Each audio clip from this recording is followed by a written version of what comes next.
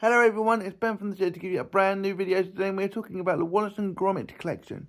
The short film started in 1989 as a college project for Nick Park, starring Peter Sallis in all of the short films.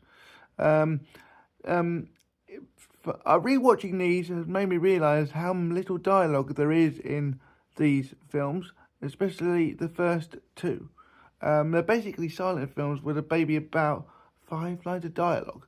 And you don't realise how much is based on Gromit's eyebrows and things. In The Grand Day Out, Wallace decides to go on a cheese holiday because there's no cheese in the house and he doesn't know where to go. He decides to build a rocket in his basement and then goes from there. When they are building the rocket, Gromit is using a drill, and it's the only time in the entire series that Gromit makes a sound. That's when he's spinning on the drill and he flies off. He goes up. That's the only. But it was a dog sound, so it's the only time he makes a sound. A Grand Day Out basically is a silent film with about 4 lines of dialogue in it. The rest is almost like it's got the music in the background is almost like from a silent film. The animation is a bit rough. Actually, Wallace is actually a different skin colour. He's actually got a human pink skin rather than the white skin we know to love him now. Similar to Gromit's actual skin. Gromit doesn't change much from the original, like Wallace, but he does become a little bit more smoother in the animation. Grand Day Out sees him go on the moon, and then somehow, for some reason, find a cooker. I don't know why he finds a cooker. Did Lance Armstrong leave one up there when the Americans went up there? I don't know, but there's a cooker who wants to be a skiing champion for some reason. No idea why. And yeah, and that is A Grand Day Out. A good little movie. A good start. Nobody realised what kind of start this would be. Next up is The Wrong Trousers. Again, there isn't much dialogue in this for the main reason. Like in The Grand Day Out, Wallace is the only speaking part.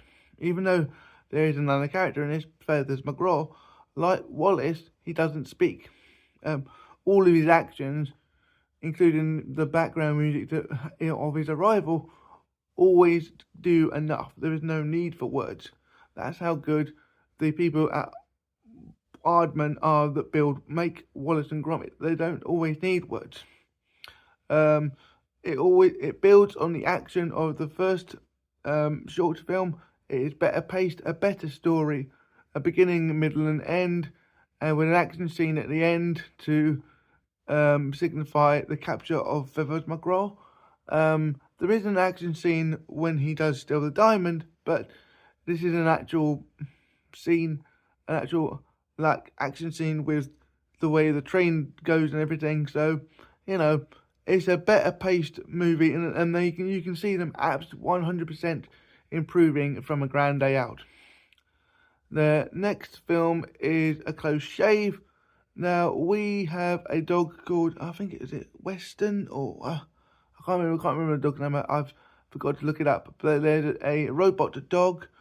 His owner is Wendeline, who owns a wool shop, and she wants to.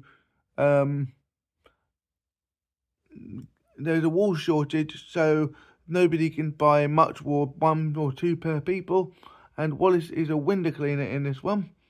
In The Wrong Trousers, they don't have any money, so they don't seem that they are renting out the spare room because there's no money. So Wallace obviously isn't inventing in The Wrong Trousers, or it's not making any money anyway. But in A Close Shave, he is a window cleaner. There is a bit more dialogue in this because he's also supported by a voice character this time, voiced by Anne Reid, and it's Wendeline. Wendeline is the owner of the wool shop, and Wallace kind of likes her, but then gets swept up in this wool sheep rustling done by the Wendeline's dog somehow. We have another character in this that makes his debut, and that is Shaun the sheep. Well, that Wallace actually named him Shaun, so and he manages to escape the robot dog, and then manages to take refuge in Wallace's house by eating everything under the sun. I wouldn't say that this one is the best, not even close to it. I would say it's actually the least of my favourite of them all. Even though I've said that this has a speaking part, I don't particularly like this one. I don't know why. I'm not sure. But next up is A Matter of Life and Death. Again, has a speaking part played by Sally Lindsay, and that is the baker-like girl, and she plays what the hell does she play? I've forgotten.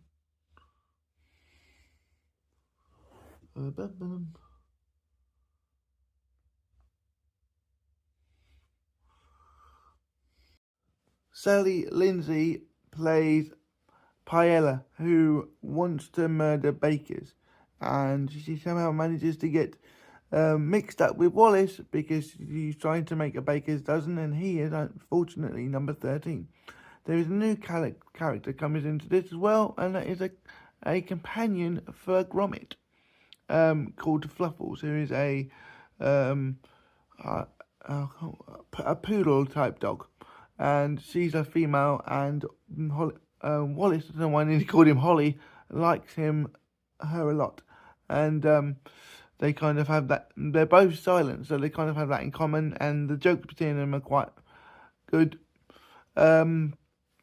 Paella, again, like Wendelin, is a failed relationship for Wallace because she is trying to kill him, and he's a bit silly and doesn't realise it, but Gromit, as always, does. I would say that this is the best short film, mainly because they learn from The Curse of the Were-Rabbit and kind of make it a bit more threatening without being silly, without the robot dog being the villain.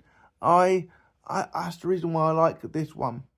I think this and The Wrong Trousers are the best, and that's why I like it, because it's just got the only thing I don't like is the fact that it's only 30 minutes. The fact that they made The Curse of the Were-Rabbit but tried to make a short film into sort of a movie doesn't work. I don't think it needs to be a movie length, The Matter of Life and Death, but it could have done with another 10 minutes, I felt, just to make the relationship a bit more believable.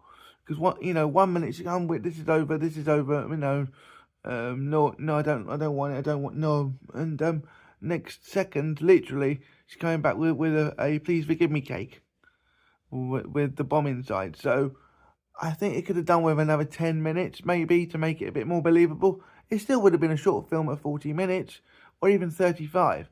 But at 29 minutes, I just felt this could have done a bit longer. But it's still a good short film, but it could have done with a bit longer.